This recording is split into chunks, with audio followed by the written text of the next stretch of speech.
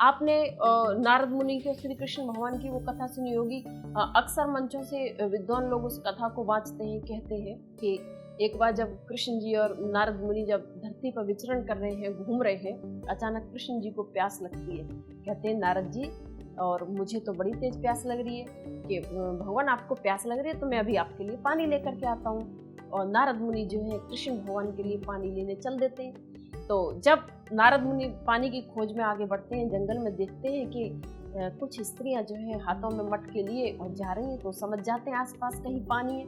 वो भी उन स्त्रियों के पीछे हो लेते हैं। जब उन स्त्रियों के पीछे नारद मुनि चल रहे हैं तो एक स्त्री जो सबसे पीछे थी उस पर नारद मुनि की दृष्टि पड़ती है।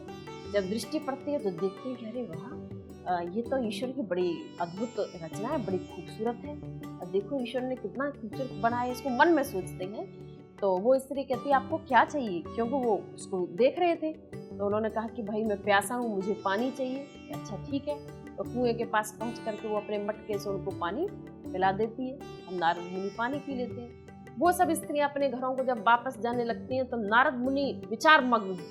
नारद अर्थात एक ऐसा व्यक्ति, एक ऐसा स्वरूप जो जगह जगह घूमते हैं और देखते हैं कि लोगों के बीच में क्या तकलीफ है, क्या दुख है, लोग कैसे सोचते हैं, कैसे रहते हैं, एक ऐसा व्यक्तित्व। तो जब नारद मुनि ये विचार मग्न है कि ये कितनी खूबसूरत है, ईश्वर ने इसको कितनी अच्छे से बनाया है, ईश्वर की बनाई हुई प्रतिमाएं कितनी खूबसूरत है, तो वो विचार करते करते उस स्त्री के पीछे पीछे तक उसके गांव तक पहुंच जाते हैं। उसकी दृष्टि पड़ती है, उसने कहा ये व्यक्ति वहां पर भी था।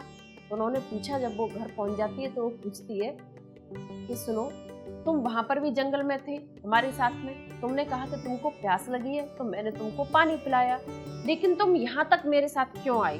तो नारद मुनि कहते हैं कि मैं भूखा भी हूँ। कि अच्छा ठीक है।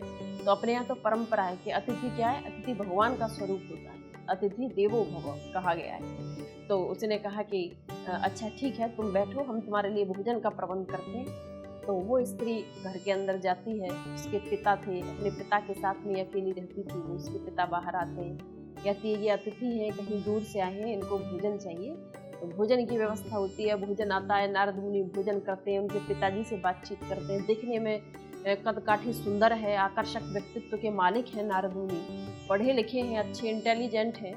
तो उनके पिताजी पूछते हैं कि सुनो युवक, तुम्हारे घर में कौन कौन है? कि जी मेरे घर में कोई नहीं है, मैं अकेला ही हूँ। मेरे मन में जो बात है वो मैं आपसे कहना चाहूँगा कि मुझे आपकी कन्या को जब से मैंने देखा है तो मेरा मन थोड़ा विचलित हो रहा है। तो मैं सीधे ही आपसे कहना चाहता हूँ कि मैं उससे विवाह करना चाहता हूँ। और उन्हें भी अपनी कन्या का विवाह करना ही था। तो बढ़िया युवक है, पढ़ा लिखा है, तो उन्होंने ये देखा और वो तत्काल ही राजी हो गए कि ठीक है, हम अपनी कन्या का विवाह आपसे कर देंगे। नारद मुनि के साथ अपनी कन्या का विवाह उन सज्जन ने कर दिया। अब नारद मुनि रह रहे आराम से, वर्षों बीत गए, 2 बच्चे भी हो गए। अब नारद मुनि आराम से रह रहे। अब मित्रों, सोचने वाली बात यह है कि नारद मुनि आए किस लिए थे? आप भूल गए थे? नारद मुनि किस लिए आए थे? नारद मुनि आए थे पानी लेने के लिए, भगवान के लिए। और कृष्ण भगवान जंगल में बैठे प्यासे नारद मुनि की प्रतीक्षा कर रहे थे और नारद मुनि गायब हो गए। 20 वर्ष बीत गए। जब बच्चे हो गए, उनके बच्चे थोड़े बड़े बड़े भी हो गए, तो एक रोज उस गांव में बाढ़ आती है, प्रकृति का प्रकोप होता है और बाढ़ आती है। बाढ़ में सारे लोग बहने लग जाते हैं। नारद मुनि के ससुर जी बहे, पत्नी बही, बच्चों के हाथ पकड़ ली नारद मुनि ने। एक बच्चा बह गया, फिर दूसरा बच्चा बह गया। अब पानी को देख करके नारद मुनि को याद आता, अरे भगवान तो प्यासे जंगल में बैठे और मैं यहाँ घर गृहस्थी में उलझ गया।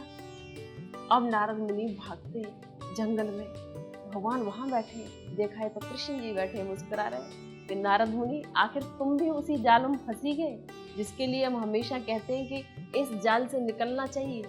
कौन सा जाल है वो है मोह का जाल, वो है अज्ञान का जाल, वो है ईर्ष्या का जाल, वो है द्वेष का जाल।